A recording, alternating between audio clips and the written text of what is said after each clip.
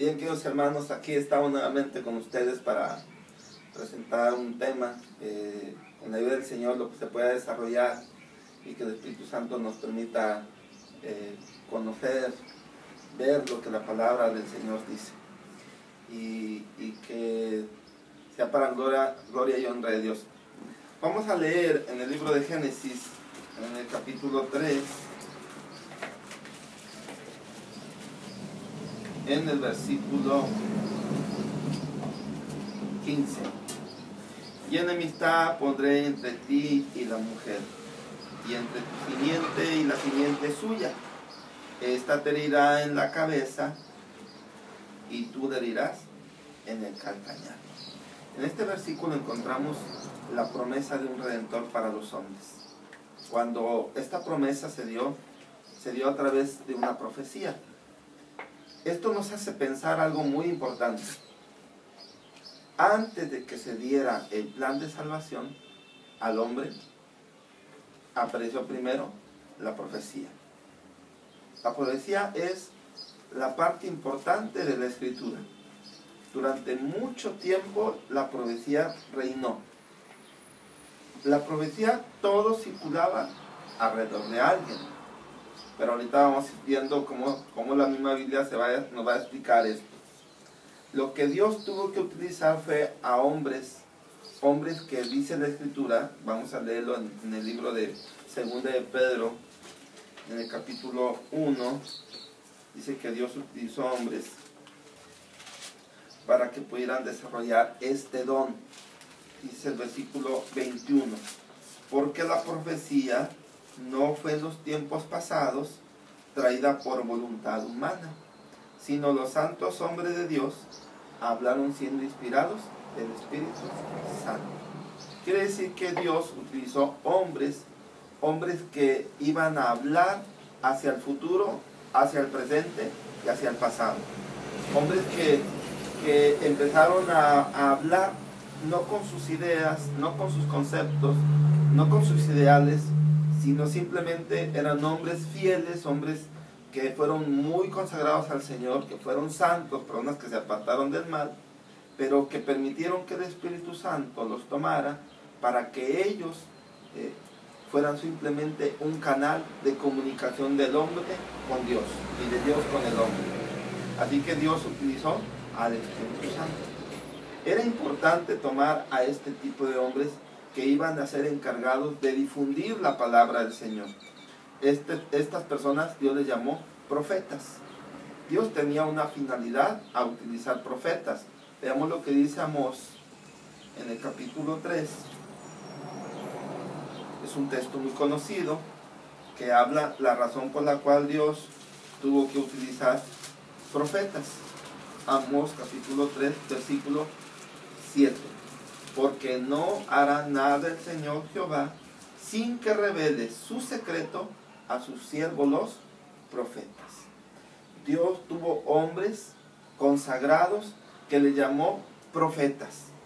La finalidad de Dios era que la profecía, lo que Dios iba a hablar a través de ellos, en tiempos futuros, no fuera excusa para el hombre decir que nunca supieron nada de parte de Dios, que nunca se le anticipó un mensaje de advertencia, sino que Dios utilizó a hombres cuya finalidad era que emanaran la palabra de Él, que la esparcieran, que los hombres al oírla se apercibieran para los acontecimientos que les tocara vivir y que no pusieran pretexto de que Dios nunca dijo nada. Así que Dios lo que hizo fue tomar a estos hombres para dar un mensaje futuro.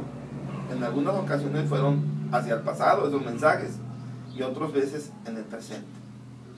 Hay una larga lista de profetas, desde profetas menores, que algunos hombres así lo dividieron, hasta los profetas mayores.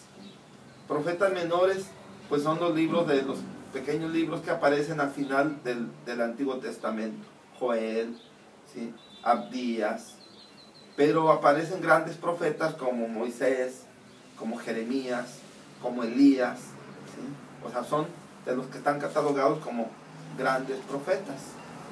Y algunos de los más grandes aparece Daniel, aparece Juan el Amado, O sea, estos fueron hombres que fueron utilizados por Dios para profetizar. Así que la profecía queda muy claro que el primer profeta es Dios. ¿Por qué? Porque fue el primero que profetizó. Fue el primero que anunció algo que iba a venir a futuro. ¿Cuánto tiempo tuvo que haber pasado para que esa palabra se cumpliera? 4000 años. Y todos los profetas empezaron a hablar de Jesús. Veamos lo que dice en el libro de Primero de Pedro, que hablaban sobre el Cristo, sobre nuestro Señor y Salvador Jesús. Primero de Pedro 1, versículo 10. De la cual salud o salvación, los profetas que profetizaron de la gracia que había de venir a nosotros, han inquirido y diligentemente buscado, escudriñando cuándo y en qué punto de tiempo significaba el Espíritu de Cristo que estaba en ellos, el cual preanunciaba las aflicciones que habían de venir a Cristo y la gloria después de ellas. Aquí lo que estamos viendo es que Dios, todas las profecías y todos los profetas circulaban hacia un solo centro. El mensaje se llamaría cristocéntrico, o sea, la venida del Mesías, la venida del Redentor del mundo. Así que todos los profetas en su tiempo hablaron algo que iba enfocado hacia el Mesías. Inclusive en su propia vida ellos fueron ellos mismos, por eso dice que el Espíritu de Cristo que estaba en ellos, o sea, ellos mismos fueron ¿cómo se dice? Una figura de Cristo. Cuando ve uno a Juan el soñador, pues simplemente lo vemos como Juan el soñador, pero en realidad él podía ver el futuro. Entonces era un vidente, era un profeta que él fue el ejemplo en su vida propia de lo que sería Jesús, el Mesías. Y así podemos ver cada uno de ellos, cómo cada uno de ellos daba una muestra de lo que podía ser el Mesías. Por eso cuando Jesús le preguntó a sus discípulos, ¿quién dice la gente que yo soy? Le dijeron, pues uno piensan que eres Jeremías, ¿sí? Fíjense cómo dicen, algunos piensan que eres Jeremías. O sea, están hablando de que aquellas personas eran figura del verdadero. No tan solo era lo que anunciaban, sino su propia vida ejemplificaban. Entonces, Dios nos está presentando que lo importante en su tiempo pasado, hablamos del Antiguo Testamento, eran los profetas, era la profecía. Así que Dios, cuando levantó un profeta muy grande, porque hay que recordar que Abraham fue profeta, ¿sí? Vamos a leer en el libro de Números, en el capítulo 12, cuando hablaba de cómo tenía que ser un profeta, o cómo se le podía aparecer Dios a ese profeta, veamos lo que dice la Escritura. Número 12, versículo 6 en adelante. Y él les dijo, oíd ahora mis palabras. Si tuvieres profeta de Jehová, le apareceré en visión, en sueños hablaré con él. No así a mi siervo Moisés, que es fiel en toda mi casa. Boca a boca hablaré con él, y a las claras, y no por figuras, y verá la apariencia de Jehová. ¿Por qué pues no tuviste temor de hablar contra mi siervo Moisés? Aquí nos está explicando que el único profeta que le habló cara a cara fue a Moisés, pero que a todos los profetas se les iba a revelar en sueños o en visiones, y se les iba a presentar muchas cosas en manera de figuras. Cuando dice que en visiones, vamos a ver un ejemplo de una visión. Leamos Daniel, que es uno de los profetas mayores. Leamos Daniel capítulo, permítanme, creo que es el 9. Ahorita se los doy. Daniel 10, versículo 4. Y a los 24 días del mes primero estaba yo a la orilla del gran río Heidekel, y alzando mis ojos miré, y aquí un varón vestido de lienzos y ceñido sus lomos de oro de Ufaz. Aquí nos está enseñando que él estaba sobre la orilla de un río, y de repente le aparece en visión un ángel. Los ángeles no se ven, pero él lo vio como en una visión, ¿sí? Y esta visión, vamos a ver Daniel 8, ahora otro, versículo 1. En el año tercero del reinado del rey Belsasar, me apareció una visión a mí, Daniel, después de aquella que me había aparecido antes. Vi en visión, y aconteció cuando vi que yo estaba en Susan, que es cabecera del reino en la provincia de Persia, yo pues vi en visión estando junto al río Ulai, y alcé mis ojos y miré, y aquí un carnero que estaba delante del río. Seguimos leyendo la lectura, y es una visión. O sea, él estaba sobre el río, y de repente, siempre lo explico, es como entrar y ver una pantalla, como que todo se borra, y se empieza a ver una visión, como una pantalla, y empieza a aparecer las escenas. Aquí las figuras que Dios utilizó para dar un mensaje futuro era la de un carnero y un macho cabrío, y que el macho cabrío salían 4 cuernos, pero vendría un cuerno que crecería más que todos. Entonces, un cuerno que se quebraría, y de ahí saldría un cuerno, 4 cuernos, y después saldría un cuerno grandísimo. Ven, ¿qué es lo que estamos viendo aquí? Que Dios utilizó figuras. Y esta es una visión, quiere decir que cuando la persona está despierta. Pero, ¿qué sucedía con un profeta cuando estaba despierto y tenía una visión? Veamos lo que dice en el libro de Números.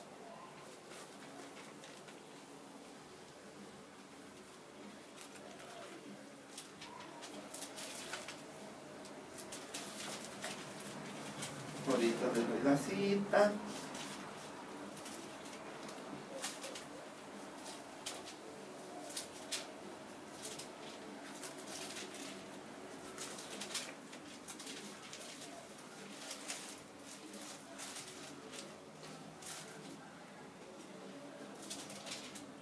Números 24, versículo 3. Veamos del versículo 2, dice, 24 de Números, del 2 en adelante. Y alzando sus ojos, vio a Israel alojado por sus tribus, y el Espíritu de Dios vino sobre él. Estamos hablando sobre Balaam. Entonces tomó su parábola y dijo Balaam, hijo de Beor, y dijo el varón de ojos abiertos, dijo el que oyó los dichos de Dios, el que vio la visión del Omnipotente. ¿Sí? Ahora pasémonos a ver otro versículo. Versículo 15 y 16. Y tomó su parábola y dijo Balaam, hijo de Beor, dijo el varón de ojos abiertos, dijo el que oyó los dichos de Jehová, el que sabe la ciencia del Altísimo, el que vio la visión del Omnipotente, caído, mas abiertos los ojos. En el caso de Balaam, Dios lo utilizó como un profeta porque anteriormente había sido un profeta. Y cuando fue a querer maldecir al pueblo de Israel, Dios le dijo, lo vas a hacer, pero lo vas a hacer si vas a hablar mis palabras. Entonces dijo, está bien, voy. Y entonces nos presenta la escena que cuando él se paró sobre el monte para maldecir al pueblo de Israel, en lugar de salirle maldición, le salió bendición. Pero nos presenta, dice que tiene los ojos abiertos. Eso significa, pues voy a hacer una ilustración. Normalmente todos parpadeamos, tenemos un parpadeo natural. A veces algunos pareciera que tardaran mucho, pero simplemente que parpadean muy rápido a veces y no se alcanza a ver, nuestro ojo no lo alcanza a ver, pero todos parpadeamos. Y cuando dice que ojos abiertos es como hacerle así, como una persona que se pierde, que tiene una mirada y que la tiene perdida. Dice, el de ojos abiertos quiere decir que tiene una mirada perdida. Y luego dice, caído, pero con los ojos abiertos. ¿Por qué dice así? Porque a veces el profeta se quedaba de pie o sentado y se quedaba fijo, observando, pero su mente estaba lejos de ahí, su cuerpo estaba ahí, sus ojos se quedaban fijos, sus oídos no oían más que leyeron ustedes que decían los dichos de Jehová. O sea, quiere decir que no podían oír nada de lo que estaba a su alrededor, solamente estaban ellos en comunión con el Eterno. Y cuando dice que algunos caían, como en el caso de esta escena, leímos que dice el caído pero con los ojos abiertos. ¿Qué sucede cuando una persona se cae? Pues se desmaya, sus ojos se duermen, ¿sí? Inclusive mucha gente cuando les pega un tipo de ataque epiléptico cierra sus ojos, ¿sí? Y si los dejan abiertos está convulsionándose. Entonces aquí está hablando que él cae, el profeta caía muchas veces, pero sus ojos se mantenían firmes, él seguía vivo. Entonces estas escenas nos enseñan cómo eran las visiones de los profetas. Y esos profetas, muchos tuvieron como, por decir, Isaías 6 dice que él vio una visión, estaba de repente, no sé qué estaría haciendo en su momento, y de repente ve una visión y ve el umbral, ve al Jehová Dios del Altísimo y ve los querubines, pero era una visión.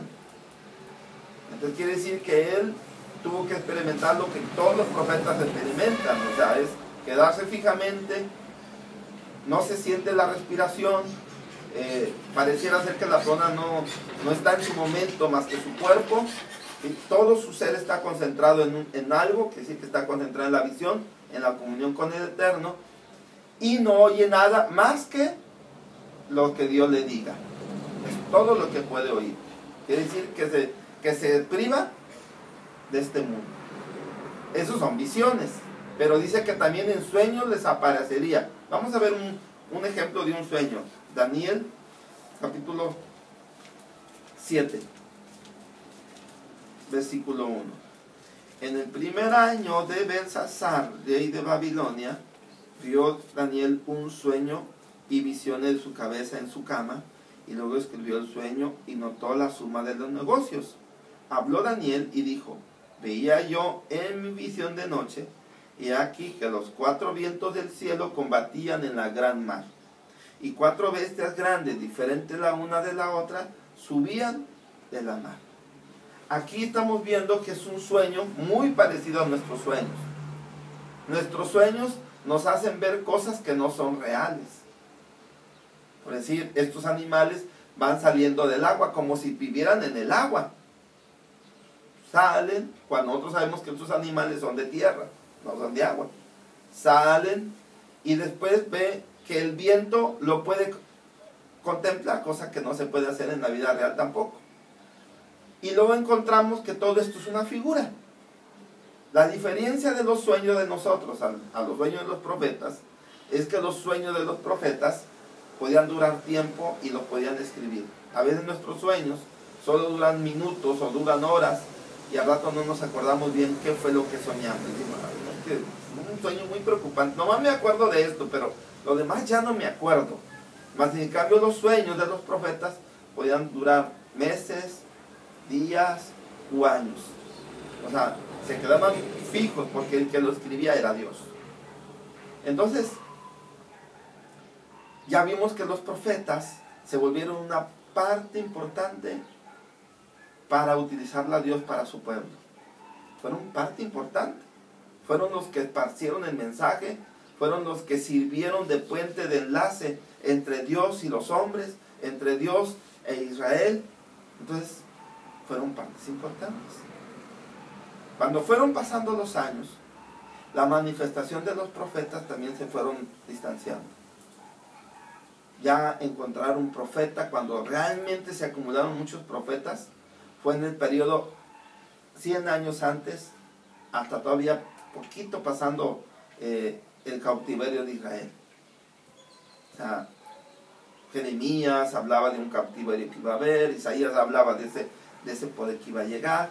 Y estamos hablando que de los años 700 y fracción a los años 600 empezaron a haber profetas en abundancia. Había en ese tiempo, estuvo Ezequiel, estuvo otros profetas más, que ahorita no se me vienen mucho a la mente, pero cuando ustedes lean los profetas menores, muchos de los profetas menores son de ese tiempo. Y entonces, ¿qué llegó a suceder?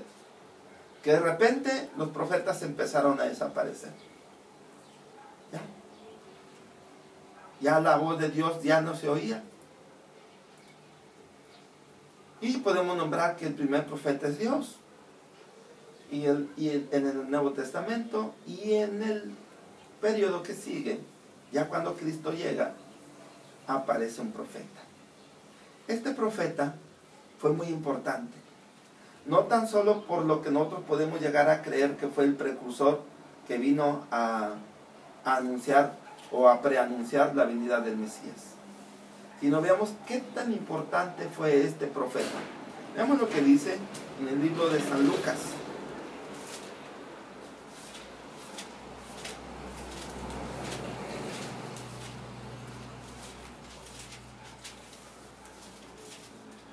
En el capítulo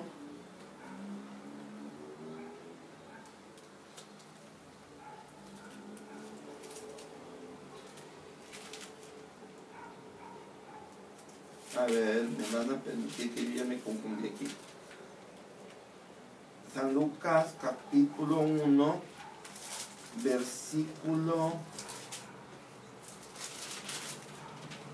13. Mas el ángel le dijo a Zacarías: no temas, porque tu oración ha sido oída, y tu mujer Elizabeth te parirá un hijo y llamará su nombre Juan, y tendrás gozo y alegría, y muchos se gozarán de su nacimiento, porque será grande delante de Dios, y no beberá vino ni sidra, y será lleno del Espíritu Santo, aún desde el seno de su madre. Y a muchos de los hijos de Israel convertirá al Señor Dios de ellos. Cuando llegó su tiempo, la línea profética era que los profetas fueran los indicados en la profecía. La línea del sacerdocio decía que solamente la tribu de Leví podían ser sacerdotes. Pero profeta podía ser cualquiera, de cualquier tribu. De cualquier tribu podía ser profeta. Inclusive fundaron una escuela para los hijos de los profetas. Y de ahí salían muchos profetas. Pero podía ser de la de Benjamín, de la de José, cualquiera podía ser. Pero la línea del sacerdocio solo le correspondía a la tribu de Leví. Y antes no podía hacerse nada, pero Dios mete mano. La profecía que iba a aparecer ahora, era que este hombre iba a convertir el corazón de muchos a Israel, de Israel hacia Dios. Esto significaba que Dios estaba profetizando sobre este niño. Y este niño no iba a ser un sacerdote, este niño iba a ser un profeta. Este profeta se le puso por nombre Juan, y nosotros lo conocemos como el profeta Juan el Bautista. Pero si nos fijamos bien en la atención, su padre era un sacerdote, era de la línea de la tribu de Leví. Por lo tanto, a Juan le correspondía, por linaje o por descendencia, ser un sacerdote. Pero Dios dijo, no, él no va a ser un sacerdote, él va a ser un profeta. Y en ese sentido nos está enseñando que estaba empezando a romper el sacerdocio. Después aparece Jesús. Jesús, por línea profética, tenía que ser profeta. ¿Por qué? Porque dice un texto que no lo tengo a la mano, pero si alguno de los que están oyendo se lo sabe, lo va a recordar. Y si no, busquen en las referencias bíblicas profeta y busquen profeta David, y les va a dar la cita donde dice que el profeta David.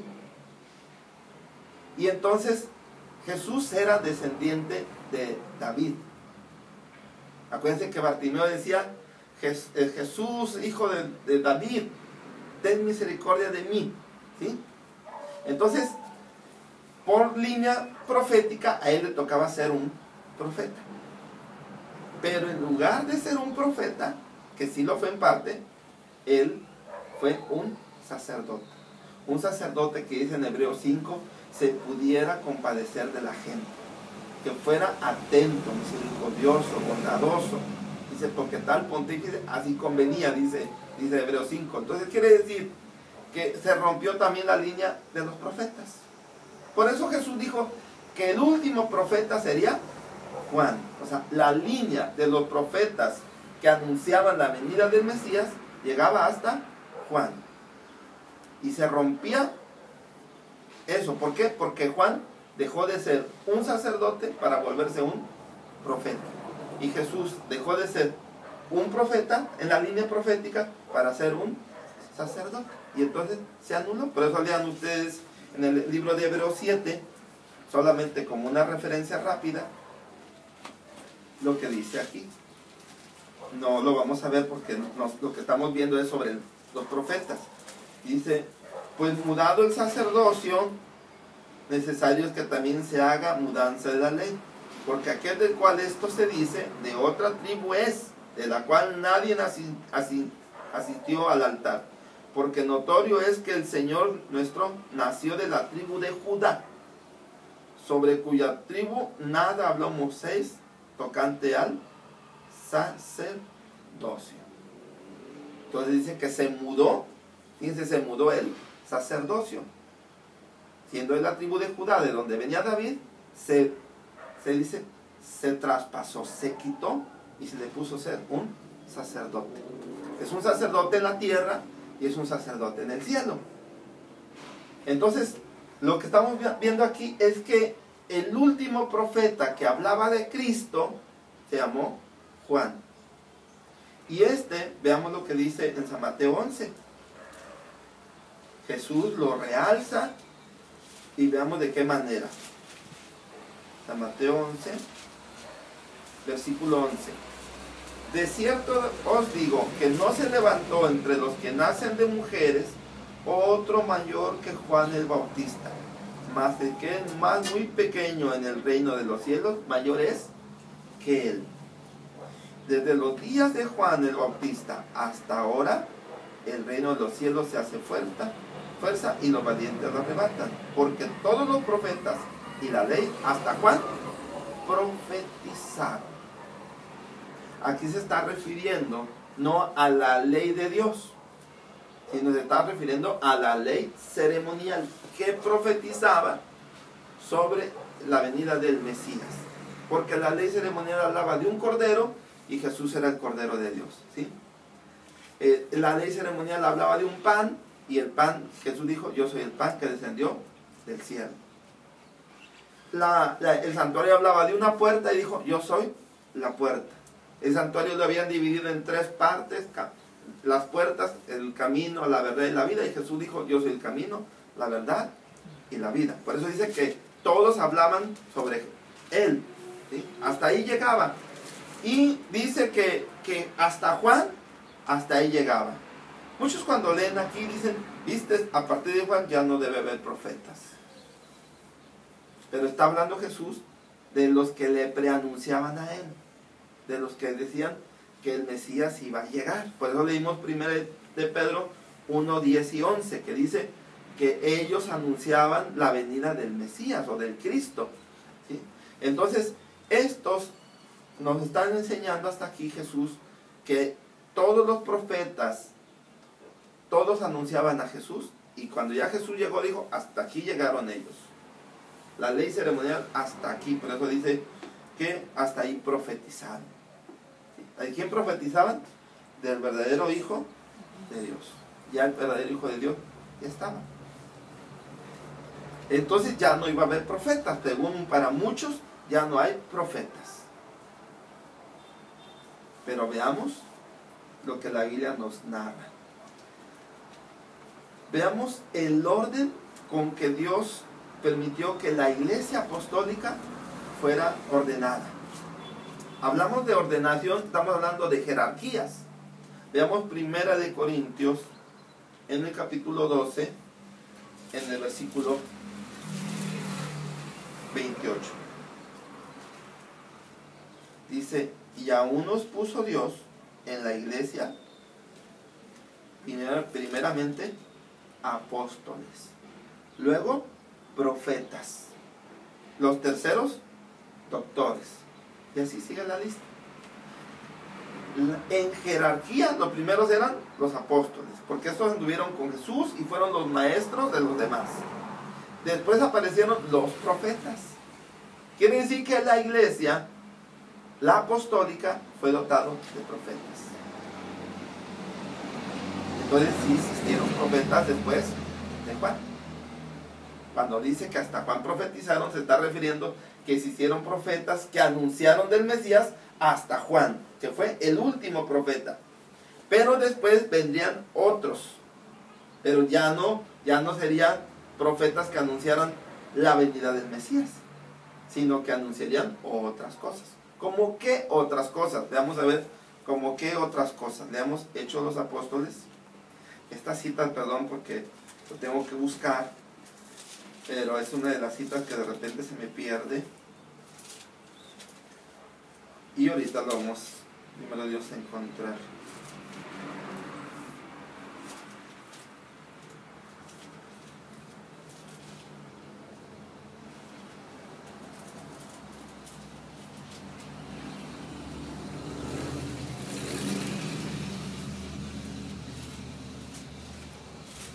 Les digo, siempre lo pierdo. Es una de las citas que siempre se me pasa.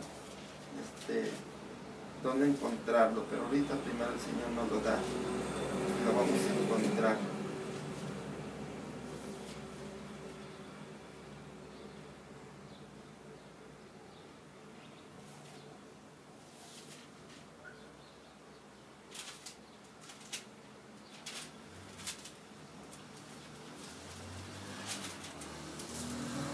Yo estoy en el...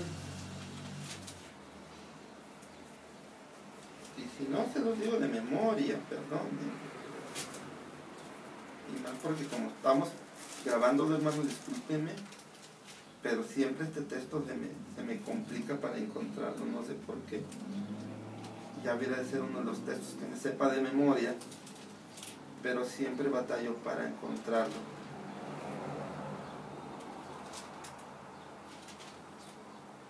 A ver, solo les voy a decir de qué se trata la historia. Ya ustedes en su casa lo buscarán, o si los hermanos aquí que me están acompañando lo encuentran, mejor. Dice que en cierta ocasión llegó un profeta y llegó y tomó y dijo: de quien sea este cinto, dice así el Señor. Se llama Ágabo, ¿sí? Y en esa misma cita dice que en aquel tiempo existían unas mujeres que eran profetisas, y estas profetisas eran hijas de Felipe, ¿sí? Y eso indicaba de que en aquellos tiempos Dios ya tenía profetas, ¿sí? Esa es la cita. 21:8. A ver, 21:8. Dice versículo, dice 7 y 8, dice 8 y 9, dice, y otro día partido Pablo y los que estaban con él vinieron a Cesarea, y entrando en casa de Felipe el evangelista, el cual era uno de los 7, posamos con él, y tenía 4 hijas, doncellas que profetizaban. Y parando nosotros ahí por muchos días, descendió de Judea un profeta llamado Ágabo.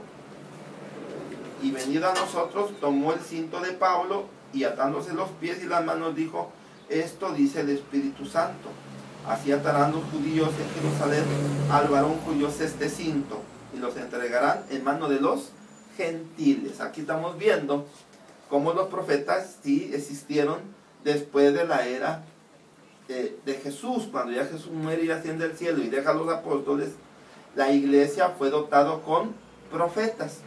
Entonces ya estamos encontrando algo muy interesante. Los profetas existieron en el Antiguo Testamento, pero también existieron en el Nuevo Testamento. Fue una de las jerarquías, la segunda jerarquía después de los apóstoles, con que la iglesia fue dotada. Entonces, los profetas jamás desaparecieron. Hablando para los que pensaron de que hasta Juan era el último profeta. Pero llega el mayor de los profetas del Nuevo Testamento. Este profeta se llama el profeta Juan. Juan el amado. ¿Por qué? ¿Por qué le decimos profeta? Veamos lo que dice Apocalipsis. En el capítulo 1, en el versículo 1. La revelación de Jesucristo que Dios le dio para manifestar a sus siervos las cosas que deben suceder pronto, y las declaró enviándolas por su ángel a Juan, su siervo, el cual ha dado testimonio de la palabra de Dios y del testimonio de Jesucristo y de todas las cosas que ha visto. Bienaventurado el que lee, los que oyen las palabras de esta profecía y guardan las cosas en ellas escritas, porque el tiempo está cerca. Entonces aquí estamos viendo que realmente sí fue un profeta, porque dice que él iba a hablar la profecía. Y el libro que es profético se llama Apocalipsis o Revelación. Entonces hasta aquí Juan, ya un anciano, es llevado en visión en la isla de Patmos, el lugar donde fue desterrado por el emperador romano, y ahí tienen esa isla que era de criminales y asesinos, una visión. Esa visión es la más hermosa de las visiones, porque nos revela los acontecimientos para el tiempo del fin, el desarrollo para llegar hasta el tiempo del fin, y ya estamos en el tiempo del fin. Pero sucedió algo que llena de pesar. El que daba el don de la profecía, fíjense cómo dijo Ágabo, el Espíritu Santo, dice. O sea, quiere decir que el Espíritu Santo era el que le daba el don de ser profeta. Veamos lo que dice 1 Corintios 12, cuando está hablando de las jerarquías. Veamos lo que dice ahí. 1 Corintios 12. Versículo 10. A otra operación de milagros, a otra profecía, a otra discreción de espíritu, a otro género de lenguas, a otra interpretación de lenguas. Entonces aquí está hablando que el que daba el don, o todos los dones, pero en el caso que estamos hablando ahorita de la profecía o del profeta, era por el poder del Espíritu Santo. El poder del Espíritu Santo dotó a la iglesia de mucho amor, pero dotó a la iglesia de un poder grande. Solo que en el año 100, cuando muere Juan el Amado, el poder total con que fue llenado la iglesia se apaciguó. Todos los periodos tuvieron el poder del Espíritu Santo, porque los candeleros que habla ahí, en el lugar santo, veamos lo que dice, que simbolizan los candeleros. Veamos lo que dice Apocalipsis 4, versículo 5. Y del trono salían relámpagos y truenos y voces, y 7 lámparas de fuego estaban ardiendo delante del trono, los cuales son los 7 espíritus de Dios. No es que Dios tenga 7 espíritus, sino que cada flama o cada candelero, cada brazo del candelabro simboliza que el Espíritu Santo fue dotado en cada una de ellas. Y cada una de ellas representa un periodo de iglesia. El primer candelero, viéndolo de frente, sería del lado izquierdo hacia la derecha, que así es como se debe de contar, ¿no? Entonces, el primer brazo del lado izquierdo es la iglesia de Éfeso. Es un tiro muy largo, imagínense, pues aquí no hay con que hacer un dibujo, pero imagínense que estemos esto. Estos son brazos muy largos. Y luego viene el segundo, porque son en forma de U. El primero es el séptimo también, es la misma U. Y luego el segundo es el sexto. El tercero es el quinto. Y el cuarto es el del medio. Cada uno de ellos dice que es el Espíritu de Dios, porque el Espíritu de Dios es representado por el aceite. El aceite era el material con que se podía encender la lumbre, o sea, con que podía alumbrarse un candelero. Entonces, el aceite que más cantidad tiene el candelero son el primero y el séptimo, porque son brazos muy largos. Y en ese periodo a la iglesia se le dotó lo que ustedes leyeron, don de lenguas, interpretación de lenguas, profecía, sanidades, ¿sí? Operación de milagros, etcétera, etcétera, etcétera. Fue donado con muchas virtudes. Y esa manifestación se llama la lluvia temprana, el derramamiento del Espíritu Santo. Y esa iglesia no se podía quedar sin profetas. Y le dio profetas. Profetas hombres y profetas mujeres. Pero el segundo ya no tiene la misma cantidad de aceite. Eso significa que la iglesia ya no tuvo toda la virtud del poder del Espíritu Santo. Seguían teniendo el poder del Espíritu Santo, pero ya no con interpretación de lenguas, ya no con don de lenguas, ya no con don de sanidades, y mucho menos con profecía o con profetas. Ya desapareció. Quiere decir que el periodo de Pérgamo y luego el siguiente brazo, que sería Esmirna y luego Pérgamo, o sea, ninguno de esos dos que estamos nombrando tendría el don de profetas. Y si estos dos no tuvieron, mucho menos el del medio lo tuvo, porque el del medio representa la iglesia que vivió en el tiempo del oscurantismo, y en el tiempo del oscurantismo solamente se necesitó tener fe. Por eso es derechito, quiere decir que bebían directamente del caudal del aceite. O sea, se les dio el poder de vencer a través de la muerte al imperio que los quería doblegar, ¿sí? Pero no tuvieron profetas, tuvieron protestantes, tuvieron reformadores, pero no tuvieron profetas. Y mucho menos, si no tuvieron profetas, quiere decir que no tuvieron don de sanidades, don de lenguas, no, nada de eso. Que era un periodo donde se podía haber ocupado, porque pasaban huyendo de una nación a otra nación, y cuando llegaban a otra nación, hablaban otro idioma. Y entonces ahí se podía haber requerido tener el don de lenguas, pero Dios no lo ocupó. Y si no lo ocupó el don de lenguas, tampoco ocupó los otros dones, porque ya no estaban, para empezar, ¿sí? Pero en el quinto, que ya es la iglesia de Sardis, y luego el sexto, que ya es la iglesia de Filadelfia, en ninguno de estos cinco que estamos hablando, Esmirna, Pérgamo, Tiatira, Sardis y Filadelfia, el Espíritu Santo se manifestó como se manifestó en el primer brazo. Que en ese primer brazo, como había abundancia de aceite, abundancia del Espíritu Santo, estaban todos los dones. Así que aparentemente hasta aquí los profetas estaban.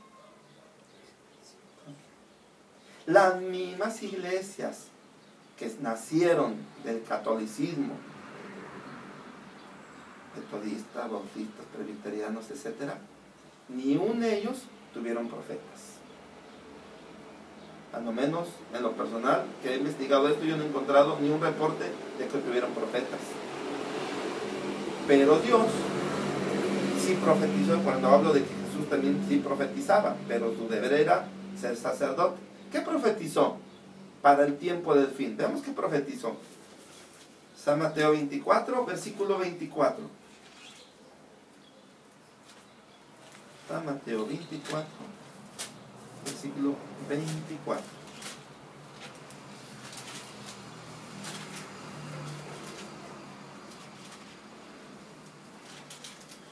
Dice: porque se levantarán falsos cristos y falsos profetas, que darán señales grandes y prodigios, de tal manera que engañarán, si es posible, aún a los escogidos. Jesús solamente dice: estos falsos profetas y estos falsos cristos van a realizar milagros. La palabra señales significa milagros. Pueden compararlo con Hechos 5:12 y lean otras versiones, versión nueva y versión antiguas. Se van a encontrar que una dice que los apóstoles hacían señales y prodigios, y en otra dice hacían milagros y prodigios. O sea, quiere decir que la palabra señales significa milagros. Entonces dice que los profetas harían milagros y harían prodigios. Prodigio significa que harían cosas increíbles. ¿Cómo qué sería increíble? ¿O qué parte de la profecía dice que se podrían hacer cosas increíbles? ¿Y para qué? Veamos para qué. Leamos el libro de Apocalipsis 13.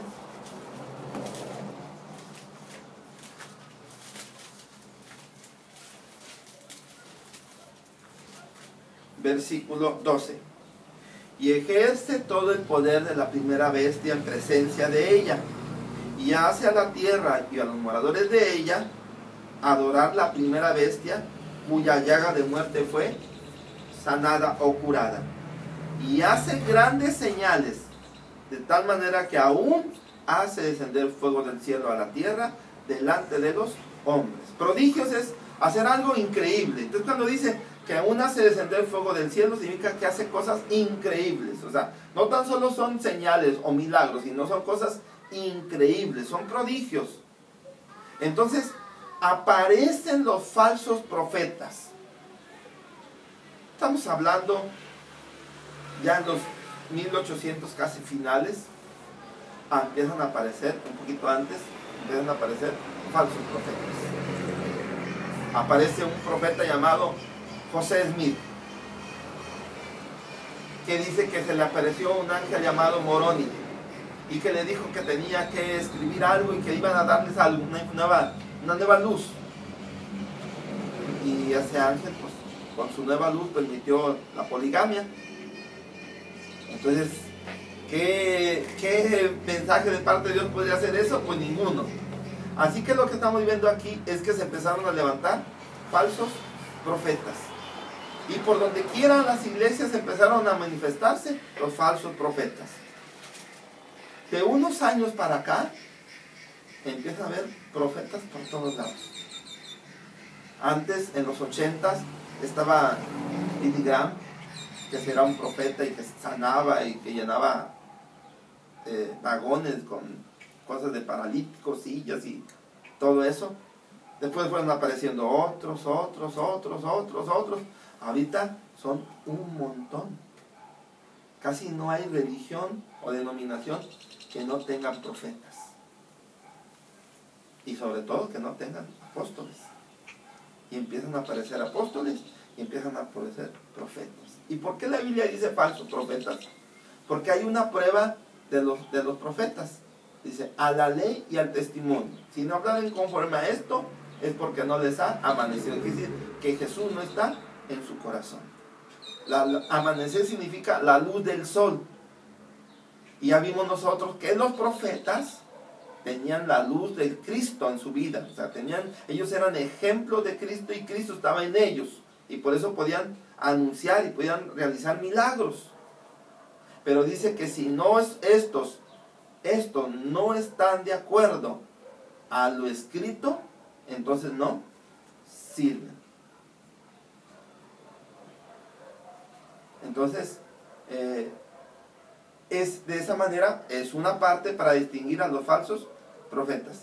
Mi tema no es presentar cómo probar a los falsos profetas, porque el mismo apóstol Pablo, habla de estos falsos profetas. Veamos lo que dice en el libro de Timoteo, en 2 de Timoteo, o es primero, ahorita lo vamos a ver. 1 de Timoteo 4:1. Empero dice manifiestamente el Espíritu que en los últimos tiempos algunos apostatarán de la fe, escuchando espíritu de error y a doctrina de demonios.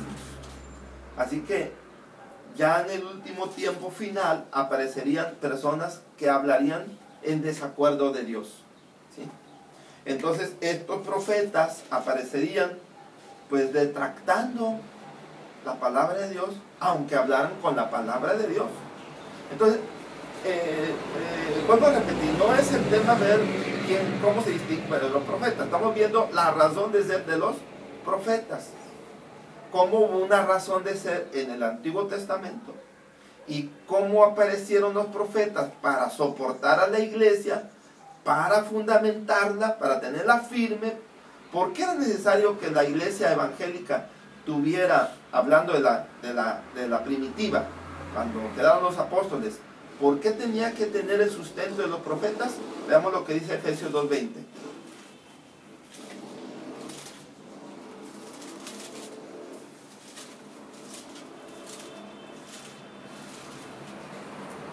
Edificado sobre el fundamento de los apóstoles y profetas, siendo la principal piedra del ángulo Jesucristo mismo. Así que los profetas de la antigüedad, como los profetas de su tiempo, eran para sostener a la iglesia, siendo la principal piedra Jesús. Pero fueron para sostenerla, ¿sí? Pero ya vimos que llegó los periodos después del año 100 y desaparecieron los profetas. Pero ahora aparecen los profetas. Y en lugar de sostener la iglesia, encaminándola hacia las cosas del Señor, la están encaminando a que no hay ley, a que Cristo no resucitó, que resucitó el domingo, perdón, pero que ese es el día nuevo del Señor. Ya en uno de los temas anteriores, que lo vimos en el tema anterior que hemos grabado por semana, vimos el falso día de adoración y de dónde viene su origen. Así que si alguien está interesado o no en este tema o no lo ha visto y quisiera verlo, pues véanlo. Ahí habla sobre el día de la adoración para Dios. Es la lucha de un día por adorarse o de adoración. Entonces, cuando ya aparecen nuestros falsos profetas, tratan de engañar a la gente con los milagros, pero están desviando a la gente de Dios. Y Dios no se pudo quedar así. Dios no podía quedarse así. El lugar donde más empezaron a crecer los falsos profetas es en la profecía de Apocalipsis 13:11, que habla de una nación. Esa nación se llama Estados Unidos. Está profetizada. Eso más adelante lo vamos a ver, la profecía sobre Estados Unidos y los protestantes. Pero por lo pronto estamos viendo ahorita que el lugar donde se iba a desarrollar los falsos profetas iba a ser en Estados Unidos. No iba a ser en Europa, iba a ser en Estados Unidos, porque así lo marcaba la profecía. Pero Dios no podía quedarse con los brazos cruzados. Veamos qué tuvo que hacer Dios. Veamos Apocalipsis capítulo 10, versículo 11.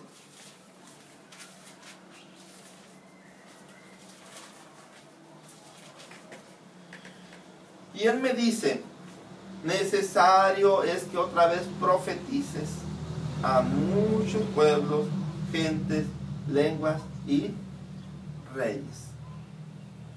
Cuando llega la escena del cumplimiento de Apocalipsis 10, que también lo vimos en uno de los temas pasados, donde explicábamos que Dios diezmó a las iglesias evangélicas y las llamó al mensaje de los 2300 días, pero que se habían equivocado al interpretar que ellos creían que el santuario que iba a ser purificado era la tierra, sirvió para, nada más para, por parte del Señor, para sacudir a todos los infieles y quedarse con un pequeño remanente, un pequeño grupo. Ese pequeño grupo formaría la iglesia de Laodicea, del periodo de Laodicea. Y la iglesia de Laodicea se le dice: necesario es que otra vez profetices. O sea, quiere decir que a este periodo Dios retoma el don profético.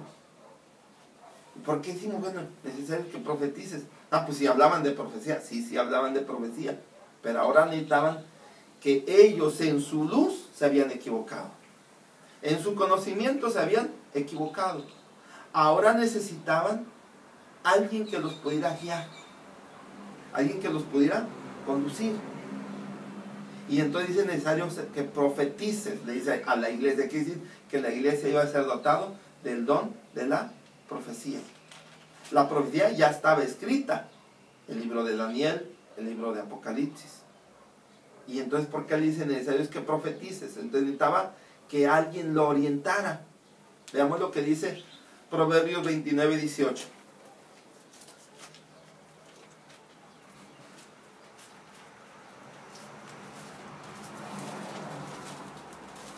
Dice: sin profecía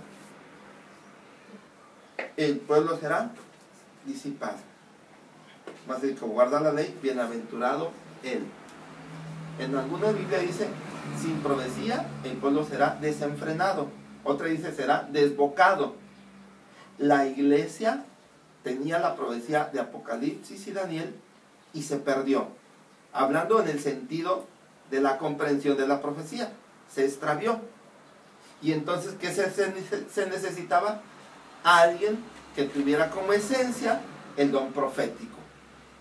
Y entonces aparece en escena que Dios dota a la iglesia de un profeta. ¿Por qué? Porque ya profecía la tenían, pero ahora necesitaban alguien que los guiara. O sea, que Dios metiera mano de ese pueblo y así como en la antigüedad utilizó a los profetas, utilizará a un profeta.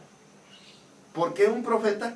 Porque resulta que así como en la antigüedad Satanás también tenía sus profetas, Dios también tuvo sus profetas.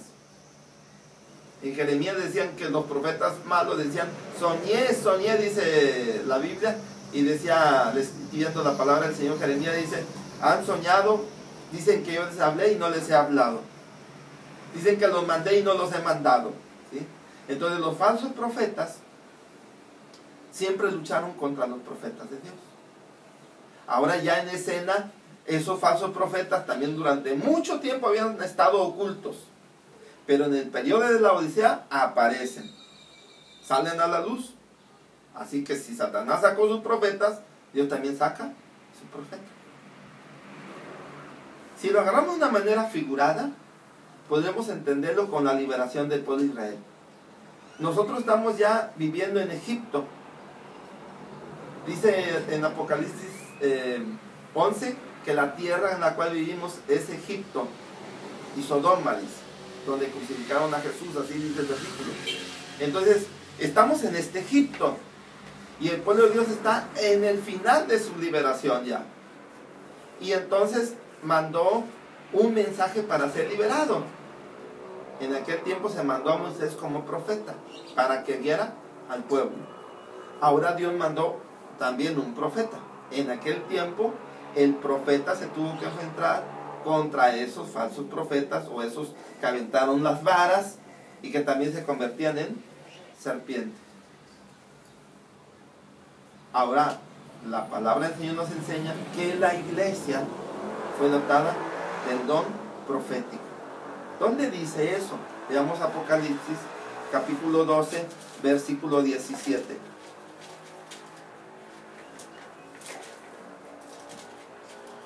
Entonces el dragón fue airado contra la mujer y se fue a hacer guerra contra los otros de la simiente de ella, los cuales guardan los mandamientos de Dios y tienen el testimonio de Jesucristo. El último periodo, la iglesia sería dotada del testimonio de Jesús.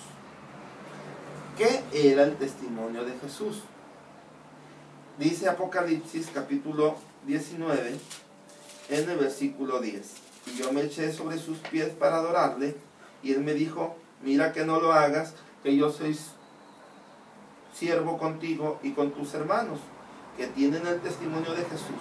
Adora a Dios, porque el testimonio de Jesús es el espíritu de la profecía. Ahora analicemos. El espíritu de profecía es el Espíritu Santo. Ya la iglesia había sido dotado de profecía. Se había dado todos los libros proféticos y ya no se volvió a dar otro libro. Por eso, eso de que el ángel Moroni llegó y le dio un nuevo libro, pues no, ya no. Hasta ahí llegaron, hasta Apocalipsis.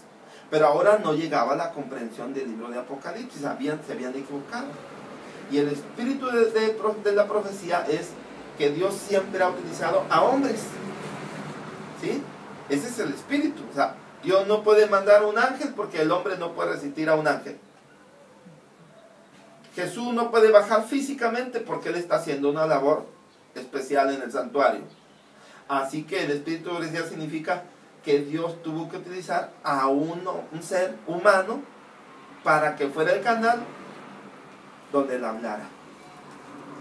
Así lo vimos en la antigüedad, así también en este periodo se iba a dotar a un profeta. La historia del profeta o la profetisa es una historia muy, muy interesante que no vamos a ver ahorita. Porque hombres fueron llamados a este mensaje, pero no quisieron hacerlo.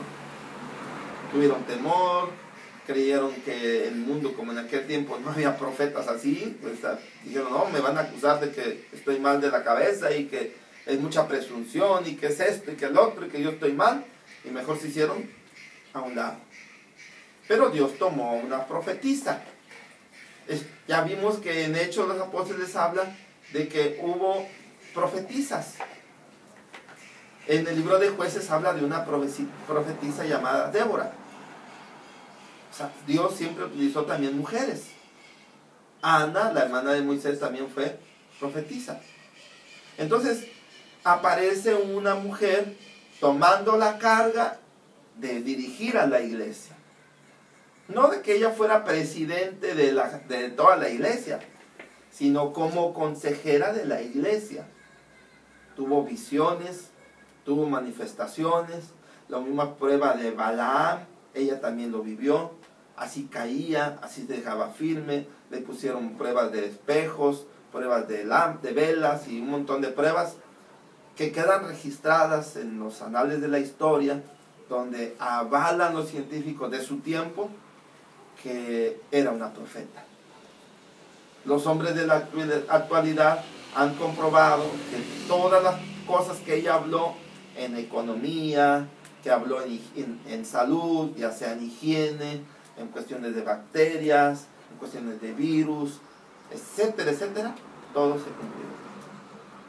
En escenas de tragedias también se cumplieron.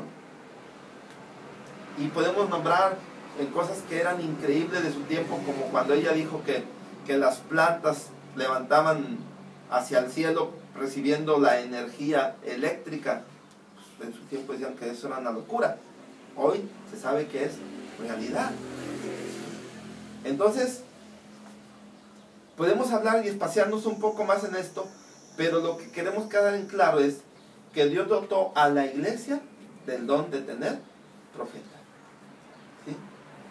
Y la dotó a la iglesia de profeta para que pudiera contrarrestar a los otros profetas. Porque los otros profetas también hablarían cosas, ¿sí? Tratarían de tomar la palabra y transgiversarla. Y lo que vino a hacer la sierva del Señor fue ampliar la Biblia. Dice que es la pequeña luz que ilumina para el camino, para la verdadera luz que es la palabra de Dios. En lo personal, en lo que yo he vivido y convivido en cuestión de estudiar la Biblia, me he maravillado de que hay cosas que ella hablaba y que cuando lo lee uno dice uno, pero ¿dónde está escrito esto? Esto me pareciera ser así. Pero ya con la investigación y con el favor del Señor y su Santo Espíritu, uno empieza a descubrir. Una de las cosas que yo me maravillé fue cuando todo el capítulo de cuando Cristo está subiendo sobre la santa ciudad, cuando ya es la escena final donde va a destruir a todos y enjuiciar, se me hacía muy increíble. Pero a su tiempo, más de 70 textos avalan ese tema. Ese tema no tiene ni un versículo, pero más de 70 textos que he encontrado avalan todo lo que estaba ahí. Entonces entiendo que lo que hizo el Espíritu de Profecía en la hermana fue simplemente abrirnos el panorama para que cuando leyéramos la Biblia encontráramos los versículos con mayor claridad. Nada más. Y uno ve, ay, ahora sí ya le entendí. Este versículo no lo entendía, pero con algo que ella dijo me sirvió para entenderlo. Entonces fue una sierva que Dios utilizó para la iglesia. Esta es la profeta que fue dotada a la iglesia. Pero no será la única persona que se le va a dar a la iglesia con ese don. Veamos lo que dice el libro de Joel al final de este tiempo.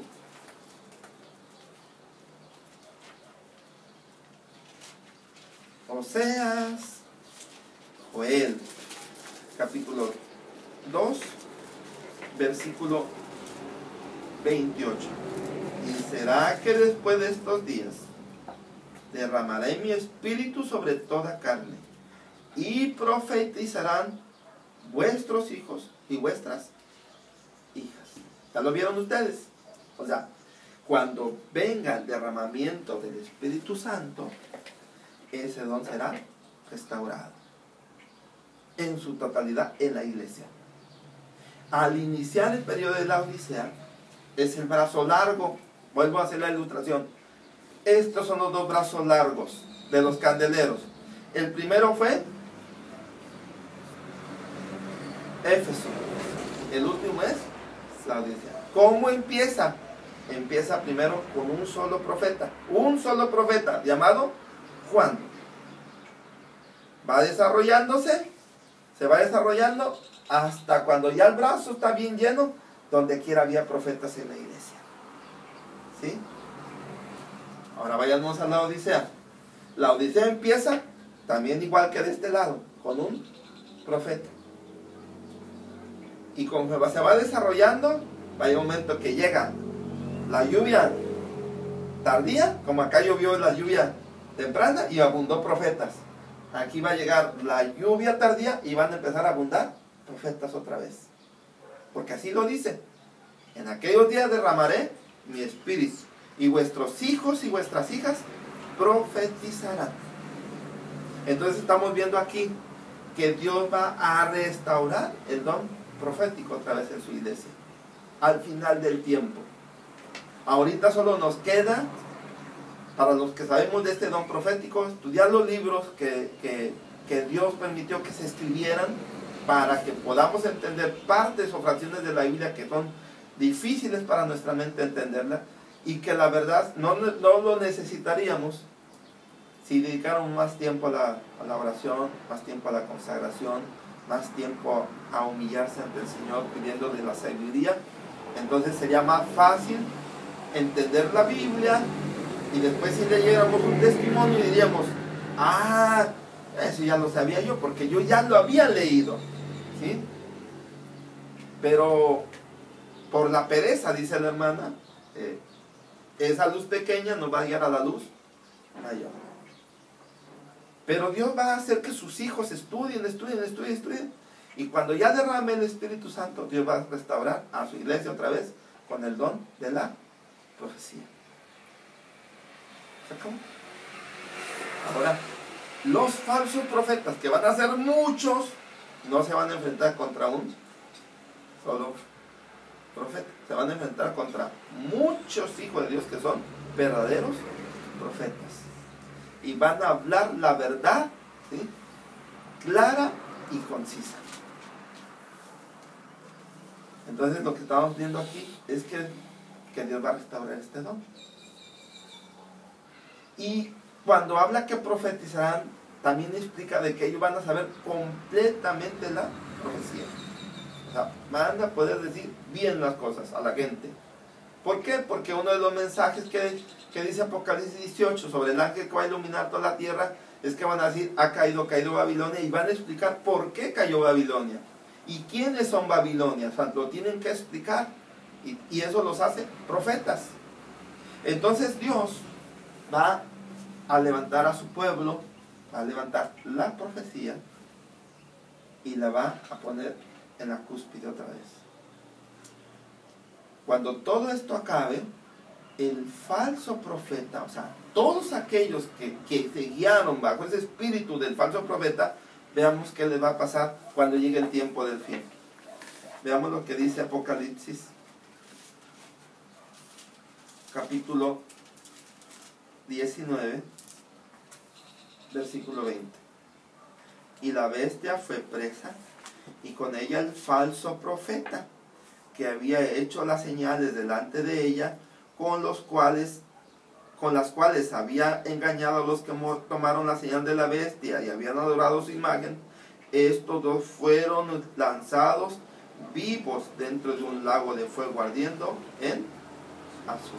Entonces aquí nos está enseñando que cuando dice el falso profeta no quiere decir que es uno, sino todos los falsos profetas son lanzados al lago de fuego.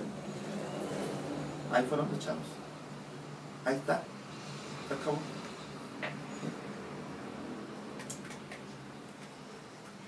Y cuando esto suceda, el don profético habrá cumplido su lugar. ¿Por qué? Porque lo primero que se dijo antes, por si nosotros hablamos que en el Edén, lo primero que se dijo antes de la salvación fue la profecía. Pero antes de todas las cosas, veamos lo que dice Apocalipsis 13.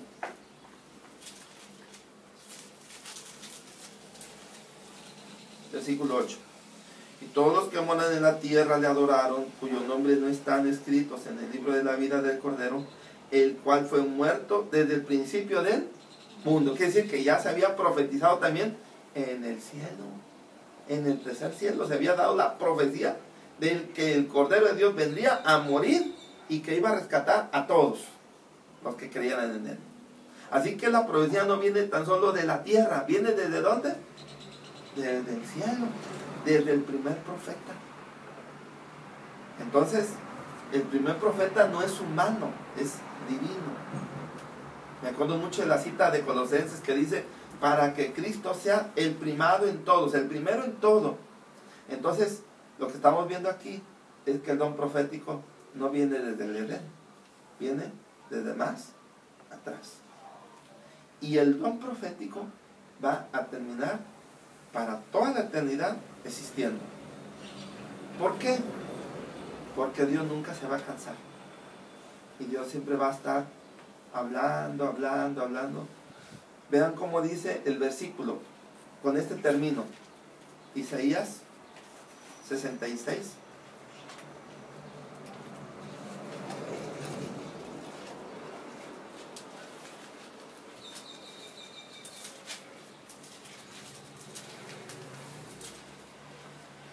Versículo 23. Y será que de mes en mes y de sábado en sábado vendrá toda carne a adorar delante de mí, dijo Jehová. Hasta el final, los hijos de Dios, los 144,000, saldrán y hablarán a la gente. Los 24 ancianos, los 4 seres vivientes, todos los redimidos, hablarán de la palabra del Señor. ¿Sí? Y siempre hablarán del pasado, del presente y del futuro. Porque ellos, es como nosotros que siempre les decimos, y mañana, en el próximo video les vamos a hablar de esto. O sea, ya estamos anunciando algo a futuro. Ellos también van a hacer lo mismo. Ellos también van a decir, y va a ser esto, y esto va a ser. O sea, ¿por qué? Porque el don profético, así como el amor de Dios, está en Dios siempre para toda la eternidad. La profecía será el sustento de todo el universo. Hay una profecía que se tiene que mantener firme y tiene que vivir por toda la eternidad. Dice que nunca va a volver a existir el pecado y que no se hará 2 veces una redención. Es una profecía, eso se va a cumplir y esa siempre va a ser la narrativa de que no va a haber pecado nuevamente. Siempre se hablará del poder que el pecado tuvo en el hombre y el poder que tuvo el Cristo para vencer el pecado en el pecador. Pero siempre van a hablar, pero jamás va a reinar el pecado. Es una profecía. Entonces la profecía es para toda la eternidad. Así que hasta aquí, queridos hermanos, terminamos el tema. Esperemos que sea de provecho.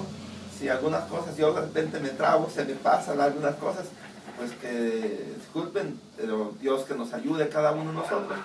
Y por favor les pedimos que vean los videos, lo hacemos con mucho gusto, los hermanos que estamos aquí presentes, para que ustedes también conozcan esta luz y compartan esta luz con otros hermanos, sea de la misma iglesia o de otra denominación, en algunos temas que sí pueden ver ellos o que les interesa a ustedes que ellos lo vean, ¿sí? Así que pásenlo, compártanlo, y si a Dios lo permite y el Señor siempre nos sustente, aquí vamos a estar siempre grabándoles, mandándoles videos. Recuerden que hay muchas cosas que estudiar, nos quedan temas todavía por ver, un montón. Que Dios los bendiga y hasta luego, el Señor los bendiga.